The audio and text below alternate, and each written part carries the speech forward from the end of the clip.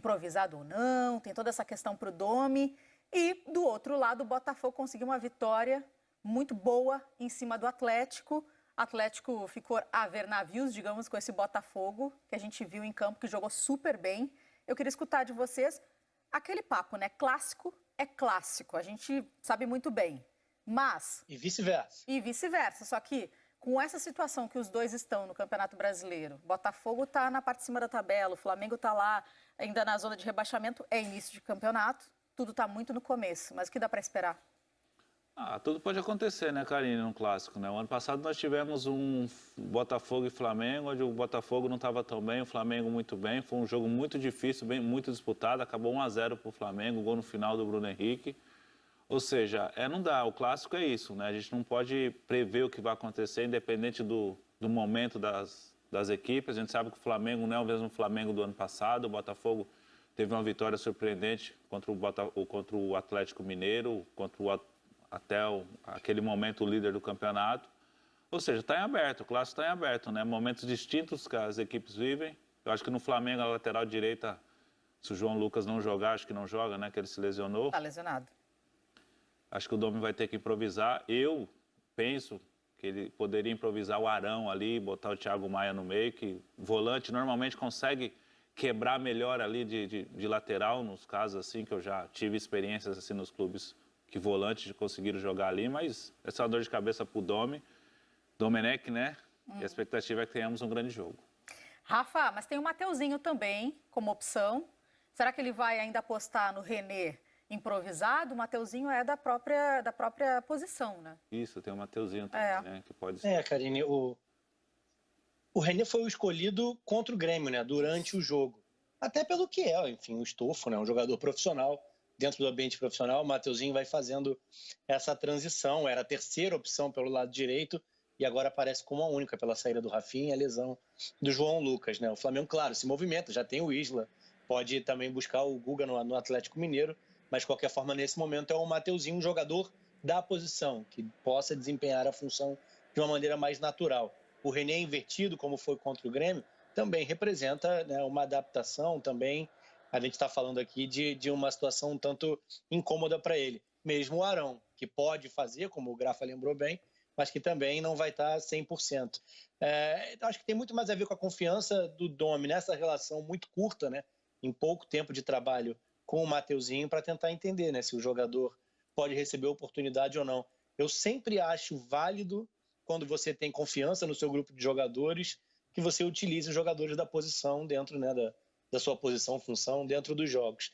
Mas o que eu estou curioso para ver no jogo, o Flamengo, né, vem no seu padrão, é claro que passa por uma transição e tinha um jogo de protagonismo com o Jorge Jesus, isso se mantém, né, com a chegada do Domi. Mas independentemente disso, a mudança para o jogo de posição ou essa transição para o jogo com uma metodologia, com conceitos diferentes. Mas é a equipe que fica com a bola e isso não deve mudar no clássico. A questão é o Botafogo, que é uma equipe mais maleável nesse sentido, né? Não tem um estilo tão bem definido assim e que passou por uma transformação considerável no jogo contra o Atlético e fez um bom jogo dentro das suas possibilidades. É claro que o Atlético finalizou 30 vezes, criou oportunidades, parou na trave em algumas delas, mas é a equipe com o maior volume de jogo nesse início do Campeonato Brasileiro. E o Botafogo tinha armas para contra-atacar, tinha uma estratégia dentro do jogo para também ser efetivo, perigoso e criar chances reais. E eu fico agora imaginando, para mim, a maior dúvida para esse jogo de domingo às 11 da manhã. O Botafogo vai repetir o que foi a sua estratégia no jogo contra o Atlético? Vai manter fora o Nazário, por exemplo, que cadencia um pouco mais e retém um pouco mais a bola? Vai ter um meio-campo mais pesado? Confirma o retorno do Honda, que não jogou no meio de semana, mas também muda a característica. São muitas escolhas para o Autuori. Eu acho que ele é que pode trazer algo de diferente nesse confronto de domingo. Vários questionamentos que daqui a pouquinho o Taiwan Leiras, nosso setorista do GE. Globo, vai falar mais sobre o Botafogo. Enquanto isso, a gente segue aqui também analisando essa situação do rubro-negro e o que acontece com o Bruno Henrique, por exemplo, que realmente está com um outro desempenho, está irreconhecível, como eu falei. Grafa, é possível mudar em tão pouco tempo assim? Não é que seja possível mudar, mas é momentos do futebol, né? Um jogador de futebol passa por momentos bons e ruins, o Bruno Henrique não é diferente. Eu me recordo do Bruno Henrique quando chegou no Santos, ele chegou muito bem, depois ele teve uma caída de produção, teve a lesão no olho, não conseguiu repetir o bom futebol que ele tinha apresentado no Santos até a transferência para o Flamengo, e chegou no Flamengo, se adaptou bem, caiu como uma luva no esquema, no estilo de jogo. Mesmo antes do Jesus chegar, do Jorge Jesus, ele já era um dos destaques dos novos contratados. E é normal, né? Após um ano tão fantástico igual o Flamengo teve, é normal ter essa queda de produção no ano seguinte. É difícil você manter, porque você gera uma expectativa além do que você fez. E fazer mais do que o Flamengo fez o ano passado não é fácil. Requer um nível de concentração, de determinação, de empenho, de dedicação muito alta. E é normal o jogador dar uma relaxada. E eu acho que o Bruno está passando por um momento difícil, ele tem consciência disso, vem trabalhando para melhorar. E mais cedo ou mais tarde essa fase ruim vai passar, a bola vai começar a entrar, ele vai voltar ao normal. Dentro do futebol isso aí é normal acontecer com os jogadores. Hashtag troca de passes. O pessoal está aqui se manifestando, eu adoro quando eles mandam mensagens. O Gilson Rassi colocou, acho que é assim que se fala, Rassi. Cari, inventou um apelido aqui pra mim. Cari, nem reclame de frio. Aqui em Curitiba tá 3 graus. Eu tava esperando você. Sou fã do Grafa e do Carisma, da Cari. Pô, que moral, hein? Com essa friaca toda, ficar acordado esperando a gente aqui, Rafa e Grafite. Muito obrigada pela Curitiba companhia. É frio, eu passei frio em Curitiba. 3 graus. Eu lembro antes de ir pro Atlético, o pessoal falava sempre, negão, fica tranquilo, você já morou na Alemanha, em Curitiba você não vai passar frio, mas em Curitiba você passa frio dentro de casa. Nossa. É ruim, é muito frio Curitiba. Rafa, não é fácil não. Mas é uma cidade maravilhosa. Já fiz jogo lá sofrendo. A Vila Capanema, o Henrique Guidi lembrou bem, né, do Moisés Lucarelli e o vento lá em Campinas.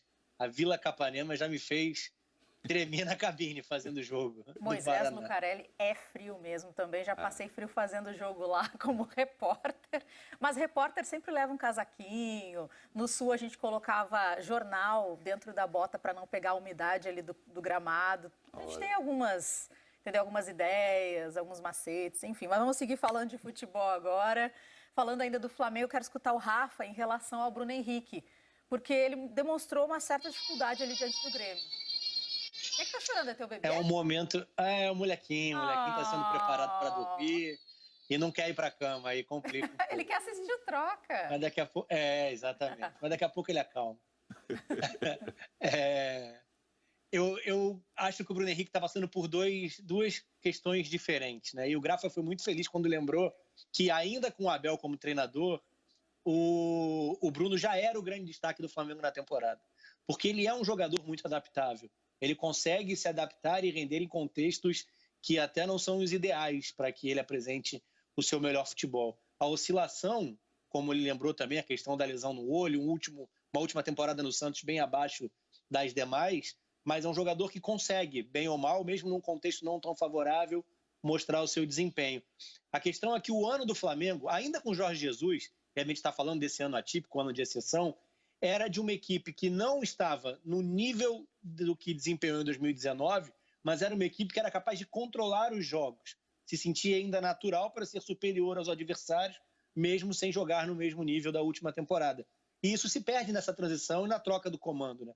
O Bruno hoje é um jogador, sim, numa má fase técnica. A gente pode falar isso individualmente, até porque em outros momentos, em equipes que não rendiam tanto, ele já apareceu bem.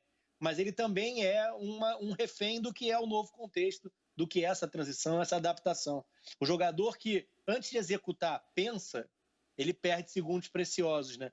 O Flamengo perdeu a sua naturalidade, perdeu a sua coordenação de movimentos e isso tem um preço, e acho que os jogadores individualmente, não só o Bruno, vira muito mais a questão o enigma do biscoito lá, ou da bolacha, dependendo de onde Para mim é bolacha. quem está assistindo a gente vem, ou da galinha e do ovo, o que vem primeiro, né? A questão individual do Bruno e de alguns outros nomes no elenco, ou uma questão coletiva influenciando o individual. É um pouco de cada. O contexto também influencia esse momento de alguns atletas no Flamengo.